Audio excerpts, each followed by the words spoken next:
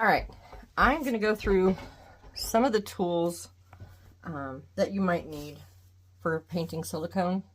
I know this looks like a lot, but some of them are extremely necessary.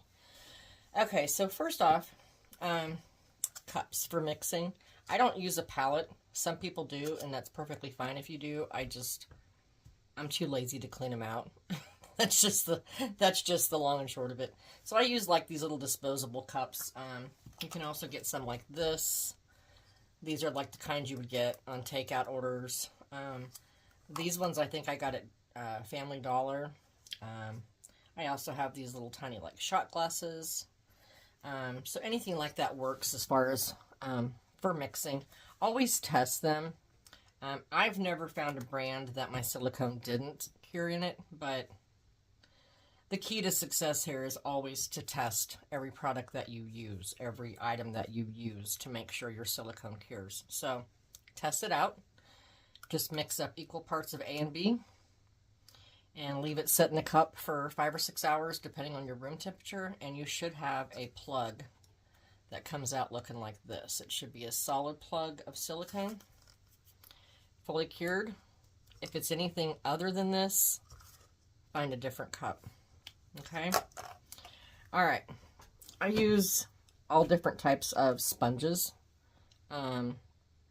for texturing, modeling, anything like that, rashing.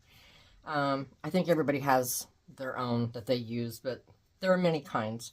So you can use one of these dauber sponges, and these are my personal favorite.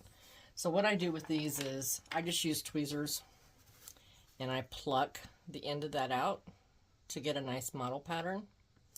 And these come usually in a package of, I want to say like 8 different sizes. There's like 2 of each size, but there's like 4 different sizes.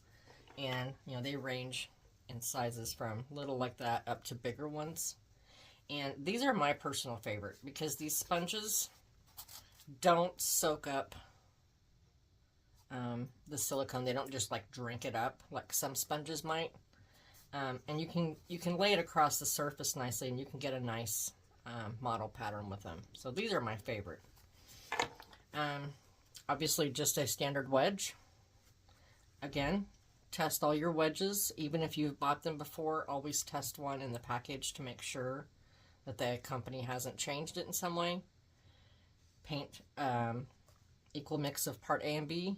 Paint it on, leave it on for several hours, and as long as it cures and it's nice and firm, you're good to go. If it doesn't cure, get rid of that bag and find a different brand. These are the Cotton 2 brand, Cotton TOO, as in also. Used to be able to get them on Amazon, and I can't find them anymore. So I actually bought just some real inexpensive ones from the Dollar Tree, and I've bought them from Dollar General as well. I don't know if you guys have those stores in your location. I know they're not everywhere, but I've not had any problem with the silicone curing on them. So again, test your product. CVS also has some that I've bought before that my silicone would cure on as well. So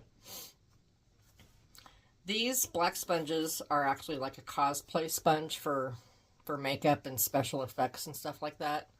They work as well. I prefer these just for like rashing. I don't paint the whole baby with them. I usually use this. That's just a personal preference. They come in, I think, 4 different textures. Some are real fine textured, some are real heavy. But those do work as well. I also, for those of you that follow me on Facebook or whatever, or on my website, know that I make custom sponges. And these are for painting, primarily for vinyl kits, but you can use these for silicone. Just don't mix and match. I mean, don't go from vinyl to silicone. Get a set that's just for your silicone. All my wedges, or all my sponges, are 100% latex free. And I have tested them, and my silicone does cure on them. So you could use something like this as well. Obviously, you're going to need an assortment of brushes. I use anything from big flat ones, smaller flat ones, really tiny ones that I've you know, kind of destroyed the ends of on my own. I'm going to just cut them apart. You'll need like really fine, like little lining brushes for doing fine detail. So just get a nice assortment of brushes. And brushes for silicone don't last long. Because you need to clean them just as soon as you use them. And this is what mine do. This used to be a completely flat brush. And it's kind of all puffed out now, and it's because of the thinners that you use to clean it, you know. So they don't last long. I know some people used to say you use them and throw them away. I have never done that. I've used this brush here on like 5 babies so far. So they will last longer, but the key is you have to clean them immediately. Okay, same with your sponges. You use these, and then I always keep like a baby food jar here with my thinner in it, and I will dunk them and squeeze them out, and I'll reuse these over and over. These two, this one's a newly plucked one, but this one I've used on the last 3 or 4 babies I've done, and I mean, you can see it's still very spongy like it should be. They clean up well, but you got to keep them clean.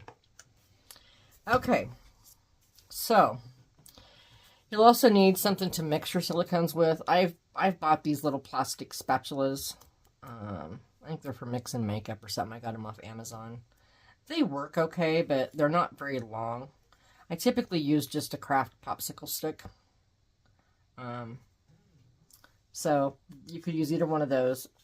I also use these for different things. This is like a lipstick or a lip gloss applicator that you can buy off Amazon. And this one, I'm not sure what this one's called. I think it's called a dental swab or something.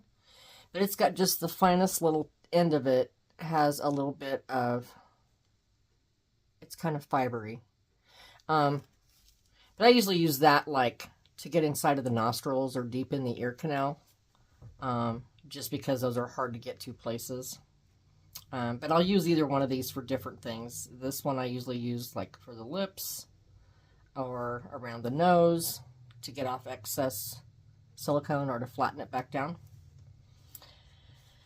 And I can link a lot of these products in the video as well to show sources of where to get them. Usually I get all this, or the majority of it, off Amazon. Okay, so in general, you don't need most of these tools that I have here. But if you get a kit that has a fused mouth and you want to open the mouth, and I will do a video on that when I open Ruby's mouth, to show you the process. But when you do that, you'll need several tools. You'll need an X-Acto knife, and always make certain I change this blade every time I do a mouth. I make sure I have a fresh blade. I cannot even talk tonight. Make sure you have a clean blade that's very sharp. You don't want to risk having like jagged cuts if your blade is dull. So always get a new blade. I also use these they're little teeny tiny like cuticle scissors. Sometimes when you do the mouth, if you have just a small little chunk of silicone, you can grab a hold of it and just clip it off. It's easier than trying to get a knife up there with a, you don't want to be holding a small piece and trying to use that blade because you'll cut yourself and it'll be awful. So I'll use the cuticle clippers. These are hemostats, and so when you open them and click them closed, they lock, and you can't open them back up. They lock wherever you set that lock position at. But this is very crucial for when I open a full mouth. I will sculpt the upper part and the bottom, and then I reach in with these and I get a hold of that plug of silicone and I pull on it. So as I keep cutting, I'm pulling at the same time so you can get farther back and deeper inside of the mouth. So these, I couldn't do without these.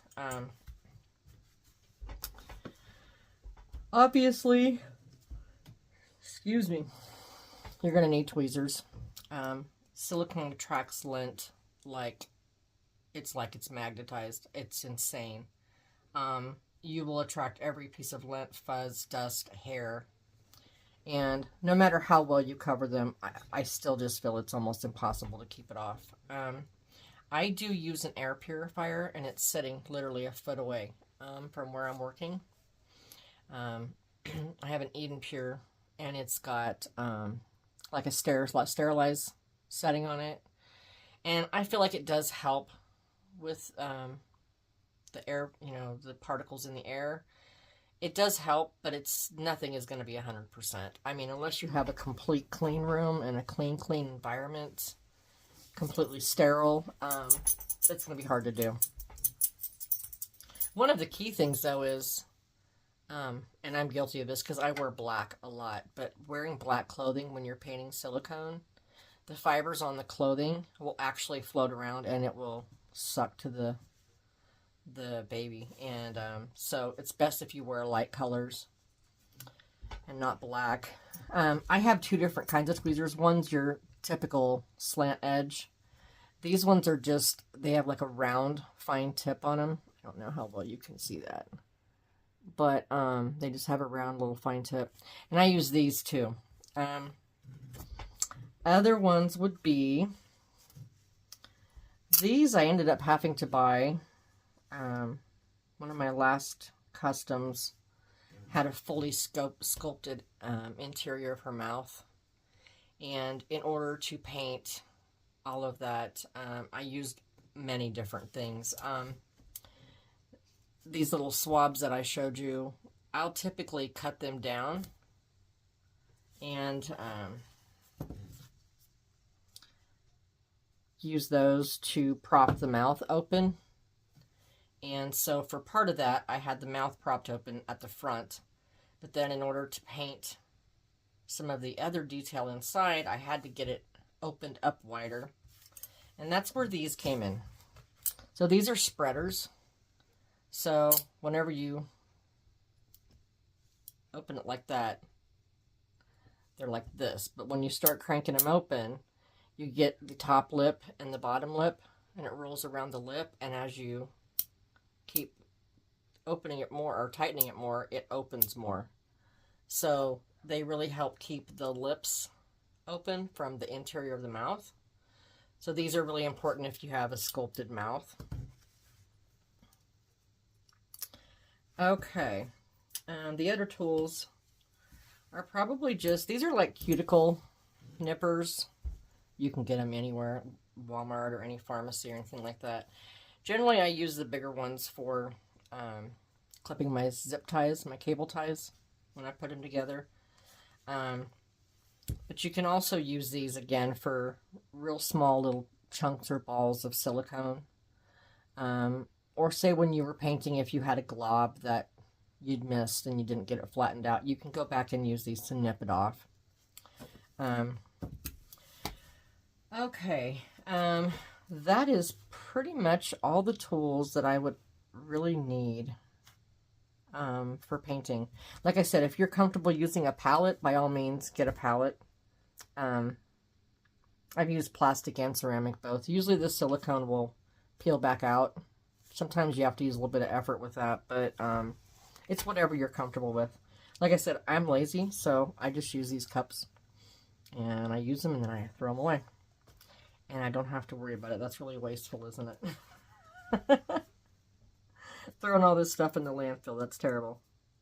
All right. Anyhow, guys, that's it for the tools section. The next video is going to be talking about painting products. Your silicone, your pigments, your thinners. All right, guys, I'll see you in the next one. Bye.